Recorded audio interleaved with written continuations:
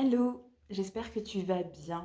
Ça fait très longtemps que je ne suis pas venue ici, que j'ai pas fait de vidéo. Je crois que ça fait 8 ou 9 mois. Le temps d'une grossesse.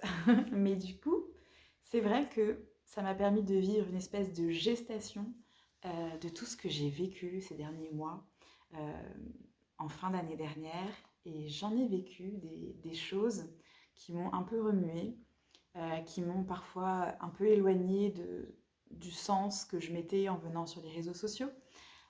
Et du coup, aujourd'hui, j'ai un recul de plusieurs mois, donc de 8, 9 mois, sur tout ce que j'ai vécu en fin d'année dernière. Et voilà, j'ai rien préparé, je ne sais pas encore ce que je vais te dire, mais j'avais envie de partager quelque chose avec toi, de papoter en fait. C'est dommage, je ne peux pas le faire en vrai, je crois que c'est des discussions que j'aurais aimé avoir en vrai avec mes abonnés, les personnes qui me suivent, mais du coup on ne peut pas, donc je le fais via cette vidéo. Euh, L'année dernière, j'ai été pas mal remuée, surtout en deuxième partie de l'année. Ça faisait 3 ans que je vivais un espèce de long fleuve tranquille, merveilleux, depuis mon changement de vie que j'ai eu avec By Esprit Naturel. Et ça faisait longtemps que je n'avais pas vécu une telle tempête. Et je trouve ça important de t'en parler parce que, eh bien, j'en vis des tempêtes comme tout le monde et que je ne suis pas là que pour faire croire que tout est beau, tout est rose. Et de toute façon, je suis dans la gratitude d'avoir vécu tout ça parce que ça m'a apporté énormément. Ce qui s'est passé l'année dernière, c'est que j'ai vécu des choses dans ma vie personnelle, euh, que ce soit dans mes relations avec mes proches, avec des amis, avec la famille, euh, qui sont venus pointer encore tout ce qui se jouait à l'intérieur de moi qui n'était pas réglé et qui sont venus ouvrir des tiroirs que j'avais inconsciemment bien fermés à clé, histoire de ne pas mettre le nez dedans. Et en fait, tout m'a un peu pété au visage l'année dernière, parce qu'au bout d'un moment, la vie, forcément, t'amène des situations qui t'amènent à mettre en lumière ce qui a besoin d'être mis en lumière. Et donc tout ça, ça a donné une belle crise de foi. Alors je ne parle pas de la crise de foi qui serait due à un surplus de chocolat par exemple. J'adore le chocolat mais je ne vais pas jusqu'à la crise de foi. Mais vraiment à une crise de foi spirituelle. C'est-à-dire que il y a quelque chose dans mon système qui a buggé, qui a pété, où j'ai été mise face à des réalités qui sont venues toucher tout ce en quoi je croyais. Et donc tout s'est effondré. Et finalement, je me suis dit, mais attends Jen, tout ce que tu fais depuis 4 ans avec By Esprit Naturel, tout ce que tu prônes, est-ce que ce serait pas juste n'importe quoi? Est-ce que t'es pas complètement en train de te fourvoyer depuis des années? Est-ce que c'est pas un gros délire collectif? J'ai perdu tous mes repères. J'ai perdu tous mes repères parce qu'en fait, j'ai vu une autre facette du milieu du monde spiritualité, développement personnel. Ça fait un bout de temps, je ne vais pas dire que j'ai découvert des choses l'année dernière, ça fait un bout de temps que dans ce milieu-là, depuis 4 ans, je vois des choses, je vois un peu l'envers du décor. Mais voilà, je me disais, bon, bah, c'est comme partout, il y a des individus voilà, qui ont des, certains des masques, certains sont dans la manipulation, c'est un peu partout pareil, etc.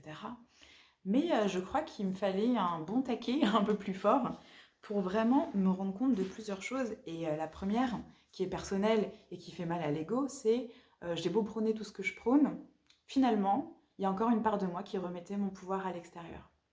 Et je suis la première, si vous me connaissez, si vous me suivez, à vous dire ne remettez pas votre pouvoir à l'extérieur. Et finalement, je me rendais compte de manière beaucoup plus subtile, beaucoup plus insidieuse, que je continuais à le faire en, en remettant certaines choses à l'extérieur, en pensant que certains êtres étaient tellement plus évolués que moi, etc., qu'ils avaient une vérité que je n'avais pas, et en me laissant influencer par mon extérieur. Donc ça a été la première prise de conscience.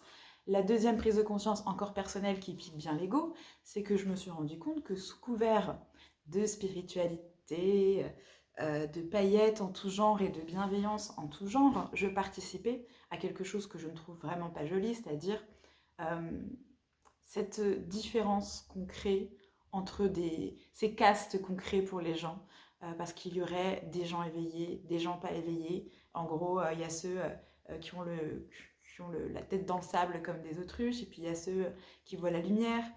T'as ceux qui vont vivre l'enfer parce qu'ils sont pas éveillés, parce qu'ils sont pas écoutés, et puis t'as ceux pour qui tout va glisser et va se passer merveilleusement bien parce que eux, oui, ce sont un peu des élus. Bon, j'en rajoute, hein, je me suis jamais prise pour l'élu de quoi que ce soit, mais du coup, je me rends compte que j'étais rentrée dans ce truc de éveillé, pas éveillé, même si je le verbalisais pas forcément, parce qu'il y a quand même toujours quelque chose qui m'a gênée.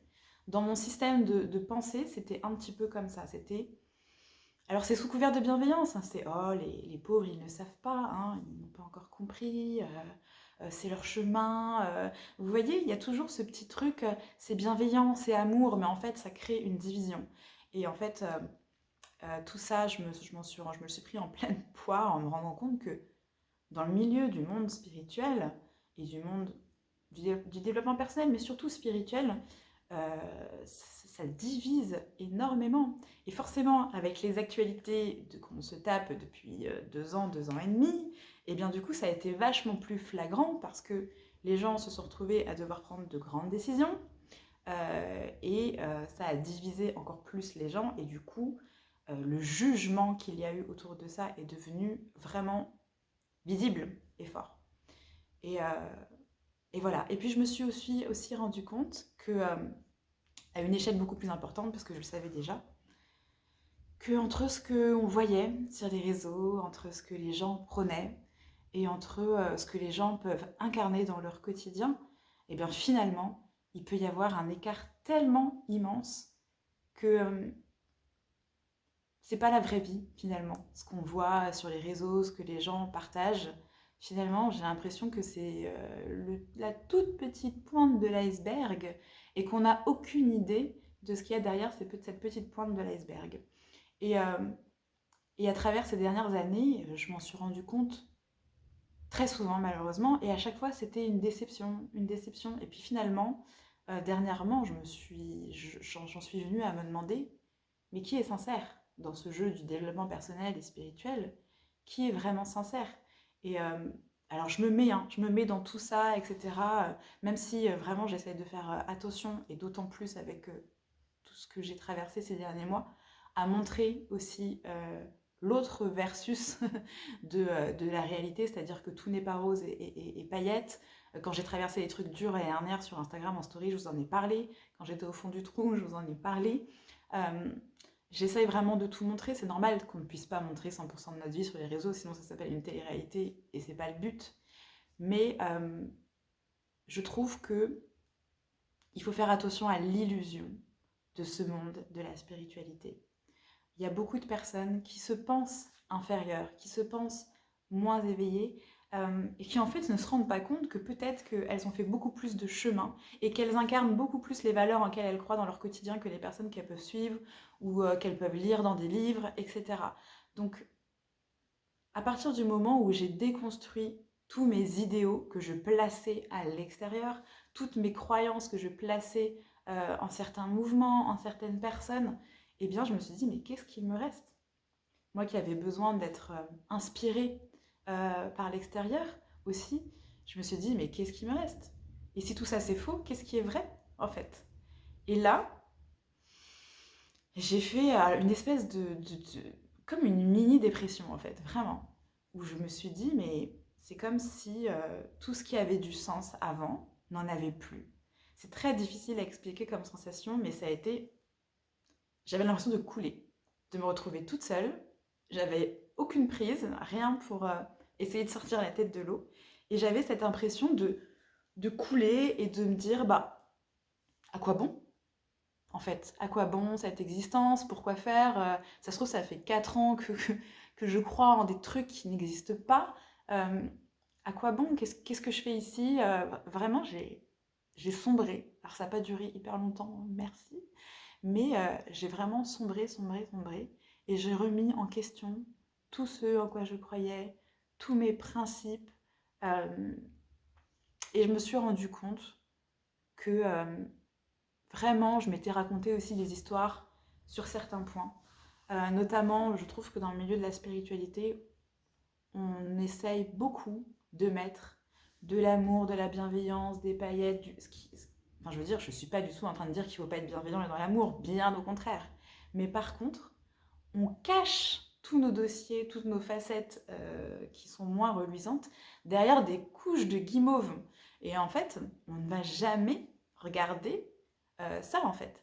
Ça veut dire que on t'invite toujours à ne ressentir que des émotions positives, à faire bien le tri dans tes pensées, à ne pas laisser passer celles qui sont négatives, tu vois, à une espèce de déni comme ça, du caca qui peut se jouer en toi, parce qu'on a tous des facettes qui sont un peu dégueulasses, on a tous des dossiers, on a tous des trucs moins reluisants, et on ne peut pas les nier, et on ne peut pas faire comme si c'était pas là, et on ne peut pas, dès qu'on ressent un truc un peu dur, envoyer du rose dessus, des paillettes, et dire que ça va se transmuter tout seul en fait. Et c'est ça que j'ai vraiment compris l'année dernière et que j'ai vécu parce que j'avais des choses à régler, des gros dossiers que je pensais régler dans le subtil, qui sont liés à mon enfance, à ma famille, etc.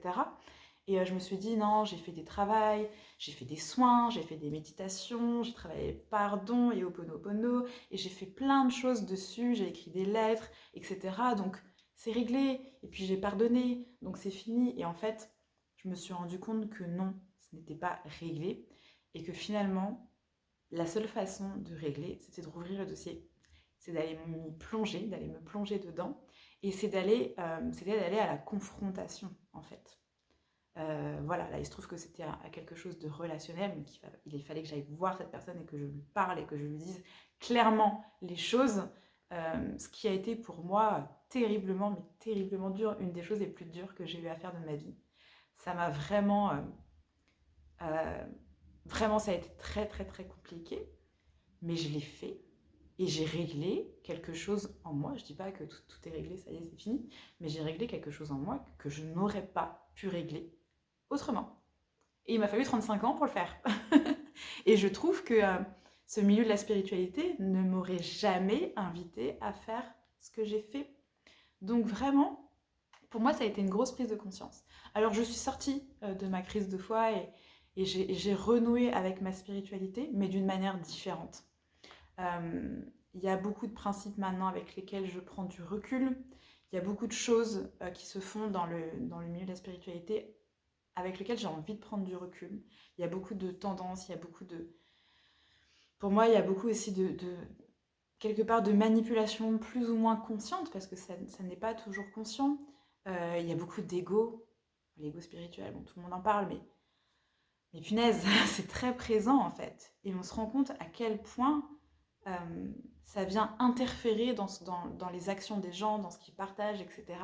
Et à quel point ça peut aussi marcher parce que ce milieu-là attire des personnes qui sont pas bien, qui ont des chemins de vie difficiles, qui ont des traumas, qui ont besoin de trouver de l'espoir, qui ont besoin de voir la lumière au bout du tunnel. Et du coup, pendant ma crise de foi, je vais vous le dire, à un moment, je me suis mise à voir le monde de la spiritualité comme un gros pervers narcissique. Vous savez, le pervers narcissique en a pas... Alors, ou autre nom, on va dire pervers narcissique, moi je m'en fiche un peu des étiquettes, mais le pervers narcissique, en apparence, c'est une personne qui présente hyper bien en société, qui est cultivée, qui est hyper intelligente, qui est attirante, qui est charismatique. Et en fait, il attire, cette personne, ce pervers narcissique, attire toujours des personnes qui sont en souffrance, qui n'ont pas confiance en elles, qui ont peu d'estime d'elles, qui ont vécu des choses difficiles, etc. Énergétiquement, ils sont attirés par ces personnes-là. Et ces personnes-là aussi sont attirées parce qu'elles ont des choses à régler et que la vie va leur montrer, regarde, tu ne t'aimes pas, regarde les relations que tu attires. Eh bien, pendant ma crise de foi, je voyais vraiment le milieu de la spiritualité comme un gros pervers narcissique qui attire des personnes qui ont besoin d'avoir de l'espoir, qui remettent leur pouvoir consciemment ou pas à l'extérieur, et du coup, avec des gros jeux de manipulation, quoi. Et maintenant que je suis sortie de ma crise de foi, le comparatif pour moi n'est pas totalement dénué de sens. Je pense qu'il y a beaucoup de ça dans ce milieu-là. Et pourtant, il y a beaucoup de choses merveilleuses aussi. Mais je pense qu'il y a beaucoup de ça. Et en fait, cette crise de foi qui a été très dure et tout ce que j'ai vécu autour, c'est un merveilleux cadeau parce que du coup, ça m'a permis de d'avoir un autre discernement. Je pensais déjà que j'avais du discernement, puis ça se trouve dans 6 mois, je vous dirais, attendez, je pensais avoir du discernement, mais pas du tout. Mais vraiment de prendre beaucoup de recul et d'avoir un autre discernement, d'arrêter de boire des choses euh, juste parce que je pense que je ne sais pas et que l'extérieur c'est mieux que moi. Et aussi d'arrêter de croire que je sais en fait. Et finalement, j'avais déjà cette humilité de me dire, pour ceux qui me suivent, vous voyez comment je vous dis les choses, attention, gardez votre pouvoir, etc. Donc j'ai pas la science infuse. J'ai toujours eu ce côté-là, mais je l'ai d'autant plus que en fait, chacun vient et dépose sa vérité en pensant que c'est la vérité universelle et que pas du tout, et que ça se trouve, on se plante totalement. Et ça, il faut vraiment le garder, pour moi, à l'esprit. C'est important. Et puis, j'ai toujours envie de faire ce que je fais à travers By Esprit Naturel, mais j'ai envie de le faire différemment parce que je trouve qu'il y a beaucoup, quelque part, de culpabilisation pour les personnes qui suivent euh, les personnes qui proposent des choses dans le développement spirituel et personnel, parce qu'il y a une course à cette perfection, il y a une course à cette zénitude, il faut être toujours dans des trucs positifs, et les gens sont là, mais j'y arrive pas, mais comment faire, etc. Et finalement, je vous assure que ces personnes que vous admirez dans ce milieu-là, elles sont comme vous. Elles sont comme vous. On traverse tous des moments difficiles. On a tous des pensées parfois dégueulasses. On a tous des moments de colère, de machin. Enfin, ces personnes aussi ont des émotions pas jolies. Il ne faut pas croire en fait qu'elles sont toujours hyper zen et pas du tout. Et il y en a même, ça se trouve, qui sont carrément moins zen que vous. Donc c'est pour ça que il faut pas, j'ai envie de dire aujourd'hui, même arrêtez de vous culpabiliser, arrêtez de vouloir devenir comme. Euh, Dites-vous que vous êtes déjà parfait. Et dites-vous que tout ce que vous expérimentez, c'est juste. Et que le principal, c'est que vous ayez envie d'apprendre, de grandir, de travailler sur vous, mais pas dans une quête à la perfection. Et si vous vivez des choses pas reluisantes, si vous n'avez pas réussi à atteindre tel objectif comme cette personne que vous suivez, etc., c'est parce que vous devez en faire l'expérience, tout simplement. Donc vraiment, je pense que c'est important de se déculpabiliser par rapport à ça et d'arrêter de vous vouloir mettre des tonnes de paillettes sur les choses difficiles qu'on vit parce que ça existe, ça fait partie de la vie. Et en fait, je crois que toutes les personnes qui sont dans le déni, comme j'ai pu l'être à une période de choses difficiles, vont de toute façon se les reprendre en pleine tronche à un moment ou à un autre. Donc autant, je crois, les accueillir. Voilà, donc c'est ce que j'ai traversé en 2021. Bien sûr, je vous résume tout ça, j'espère au mieux et j'espère que c'est compréhensible. Mais ça a été une fin d'année difficile. Et puis finalement, cette année 2022, c'est un souffle nouveau. C'est plein d'envie, de projets, de partage. C'est une ouverture aux autres encore plus grande qu'avant. Et dénuée d'un jugement finalement que j'avais en fait. C'est-à-dire que je m'en rendais même plus compte. Mais j'avais, quand je voyais des gens partager des choses, j'avais une espèce de jugement sous couvert de bienveillance. Mais tu sais, un peu comme une élève qui serait dans la classe supérieure et puis qui regarde un élève de l'autre classe. Alors tu te dis pas il est nul. Je sais pas, t'es en CM2, tu regardes quelqu'un de CM1, tu te dis pas ah bouh, il a rien compris, il est nul. Tu te dis juste il est en CM1. Voilà, et moi je suis en CM2. Bah voilà, bah finalement, même ça, même sous couvert de bienveillance, finalement ça ne devrait pas exister. Et aujourd'hui j'en reviens de ce fonctionnement-là et je vous le dis, c'est pas facile à dire, hein, ce genre de choses, c'est pas hyper facile, mais j'ai pas envie non plus de le cacher. Et peut-être que si vous me regardez, vous aussi, vous avez déjà ressenti ça, et c'est ok de le dire, et c'est ok de le vivre, et c'est ok de s'en rendre compte surtout. Et des erreurs, j'en ferai encore plein, et je suis contente d'en faire en fait. Et je suis contente de vous le dire haut et fort, je fais des erreurs, je me plante, je vis des trucs difficiles parfois. Enfin, voilà, je suis comme vous. Je suis comme vous et quand je vis quelque chose, quand je comprends des choses, eh bien j'ai envie de vous le transmettre. C'est pour ça que je fais ce que je fais. Mais ce que je vous ai transmis il y a 3 ans, ce ne serait pas la même chose que je vous transmettrai aujourd'hui parce que je change, j'évolue, j'expérimente. Et j'ai envie de continuer à expérimenter plein de choses et à vous partager plein de choses. Et cette année, c'est une année où je suis dans une autre énergie. où vraiment j'ai envie de vous partager les choses un petit peu différemment et surtout que vous vous sentez bien et que vous ne vous sentiez jamais inférieur, jamais. J'ai pas du tout envie d'avoir par exemple de l'admiration, qu'on m'admire. Dans le sens, il y a beaucoup de personnes qui sont un peu idolâtrées dans ce milieu-là et ça devrait cesser pour moi. Parce qu'il ne devrait pas y avoir ce côté j'idolâtre.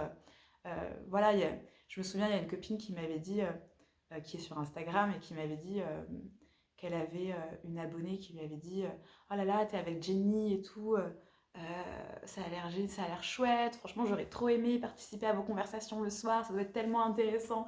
Et du coup, on avait beaucoup rigolé, parce que en fait, nos conversations le soir, elles sont pas du tout spirituelles. Enfin, ça peut arriver, mais je veux dire, on dit aussi beaucoup de bêtises, on rigole, on déconne. Enfin, je suis comme tout le monde, quoi. Donc, n'allez pas vous imaginer que le matin, je me lève et que je fais ma salutation au soleil et un rituel, parce que pas du tout. Je me lève la tête dans le gaz, et puis voilà, quoi, il se passe rien de spécial. Enfin, voilà, il faut pas idéaliser comme ça. On est dans un monde où avec les réseaux sociaux, il y a beaucoup le côté j'idéalise, j'imagine la vie parfaite des autres, j'imagine que tout ce qu'ils disent, ils l'incarnent, et en fait pas du tout. Donc prenez ce recul-là parce que je trouve que ça déculpabilise. Et en fait, c'est dommage que tout le monde ne montre pas cette facette-là parce que je trouverais ça beaucoup plus sympa.